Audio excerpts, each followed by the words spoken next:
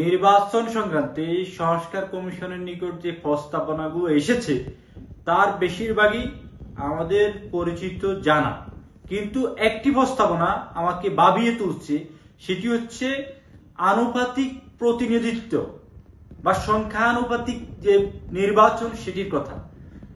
এখন আমাদের মতো দেশে এই সংখ্যানুপাতিক নির্বাচনের বিষয়টি কেন আসছে, এটি কোনো নির্বাচন কিংবা ভোট ব্যবস্থা নিয়ে কোনো ষড়যন্ত্র কিনা সেটিও দেখার বিষয় রয়েছে। এখানে বলে রাখি, সংখ্যানুপাতিক নির্বাচনের মধ্যে আবার দুটি পদ্ধতি রয়েছে। একটি হচ্ছে সিঙ্গেল ট্রান্সফারেবল ভোট অর্থাৎ সমর্থন অনুপাতে ভোট, আরেকটি হচ্ছে লিস্ট সিস্টেম তালিকা অনুপাতে ভোট। ধরুন আপনি একটি জেলার ভোটার, ঢাকা জেলার ভোটার, ঢাকাতে ভোটার রয়েছে ধরুন 10 কোটি, এখানে আসন হচ্ছে আপনাকে 20টি আসন দেওয়া হবে। সেক্ষেত্রে এই 20টি আসনে দলের প্রতিনিধিত্ব, দলের প্রতীকে ভোট হবে। দলের প্রতীকে ভোট হওয়ার পরিপ্রেক্ষিতে যে দল আনুপাতিক হারে আসন পাবে, যে দল যত পার্সেন্ট আসন ভোট পাবে সেই অনুপাতে আসন পাবে। তাহলে কি দাঁড়ালো, বিষয়টি ঘুরে ফিরে একটা দলীয় রাজনীতির দিকে চলে গেল এবং ছোট দলগুলো সংখ্যানুপাতিক নির্বাচনের কথা বললো, তারা অনেকটা বুঝে না বুঝে পড়াশোনা না করেই বলছে। তারা মনে করছে তাদের আনুপাতিক হারটা দল অনুসার হবে না, এখানে যদি ভোট অনুসারে হয়ে থাকে সেক্ষেত্রে দেখা যাচ্ছে ছোট দলগুলো যদি জামানত না পায়, জামানত হারায়, সেক্ষেত্রে তো সে প্রতিনিধিত্ব দিতে পারবে না। একটা মিনিমাম স্ট্যান্ডার্ড নির্ধারণ করে দেওয়া হবে। 2 কোটি ভোটার যদি থাকে সেখানে কোন দলকে মিনিমাম 2 লাখ ভোট পেতে হবে, তার পরিপ্রেক্ষিতে সে ওই আনুপাতিক আসন পেতে পারে, এরকম একটা প্রস্তাবনা থাকতে পারে, বা এটাই সিস্টেম আর কি।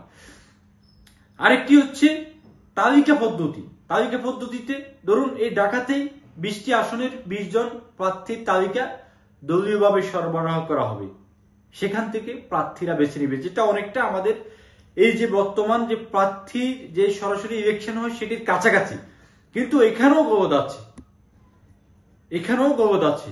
তো ওভারঅল এই যে সংখ্যানুপাতিক নির্বাচন পদ্ধতি, এটি হলে কি হবে, এটি হলে মানুষ ভোট বিমুখ হয়ে যাবে।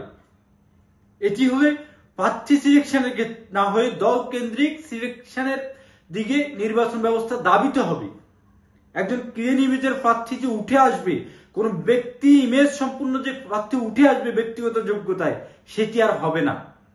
তাহলে কেন সংখ্যানুপাতিক নির্বাচন?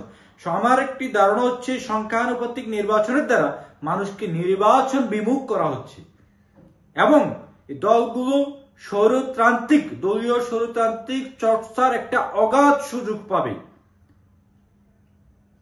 কোটি কোটি শত কোটি টাকার বিনিময়ে প্রার্থী নির্বাচিত হবে, প্রার্থী বেচা কিনা হবে, সংসদীয় আসন বেচা কিনা হবে। দল নির্ধারণ করবে তার আসন, দল যখন সংখ্যানুপাতিক হারে নির্বাচনের পরে তার আসন নিশ্চিত হয়ে গেল, আমি এই অঞ্চলে এই জেলায় 5টি আসন পেয়ে গেলাম, সে ওই জেলার 5টি আসন বিক্রি করবে। জনগণের নিকট প্রার্থীর যে কমিটমেন্ট, দায়বদ্ধতা, সেটি আর থাকবে না।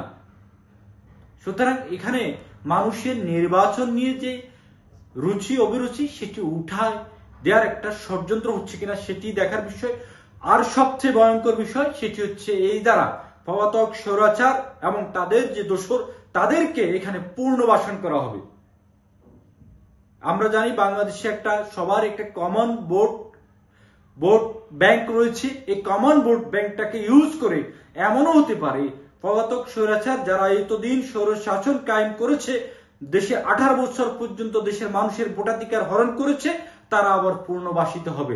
তা এমনকি তারা সরকারও গঠন করতে পারে, কারণ তারা এবং তাদের সাথে যে দোসর জাতীয় পার্টি, সাথে ইসলামিক দলগুলোর এখনো পর্যন্ত তাদের ইমান ঠিক নেই, তারাও যদি এই তাদের সাথে গিয়ে ক্ষমতার লোভে জোট বাঁধে, সেক্ষেত্রে তারাই আবার সরকার গঠন করবে।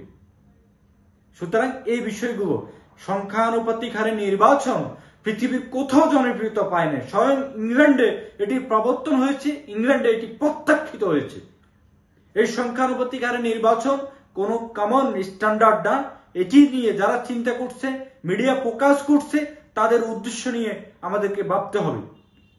সংখ্যানুপাতিক হারে নির্বাচন কোন জনগণের প্রতিনিধিত্ব বা জনগণকে নির্বাচন বিমুখ করার একটি চেষ্টা আমি মনে করি। সুতরাং এটি নিয়ে অন্তত আমাদের জনগণের মোরাল স্ট্যান্ডার্ড কিংবা রাজনৈতিক দলগুলোর মোরাল স্ট্যান্ডার্ড ওই লেভেলে যায় নাই আমরা সংখ্যানুপাতিক হারে নির্বাচনে যাব। সুতরাং এটি নিয়ে অন্তত 2 ট্রাম চিন্তাই করা যাবে না। এর মধ্যে সংখ্যানুপাতিক হারে নির্বাচনের বিষয়টি বিভিন্ন স্থানীয় নির্বাচন বা বিভিন্ন পর্যায়ে প্রজেক্ট 5-10টি আসনে করা যেতে পারে, সেটি হতে পারে, কিন্তু ওভারঅল এটিকে প্রশ্রয় দেওয়া যাবে না। এবং এই যে মিডিয়াতে স্বৈরশাসক এবং তাদের চক্র বসে রয়েছে, তারা বিষয়টিকে বারবার ফোকাস করে এটিকে হাইলাইট করার চেষ্টা করছে।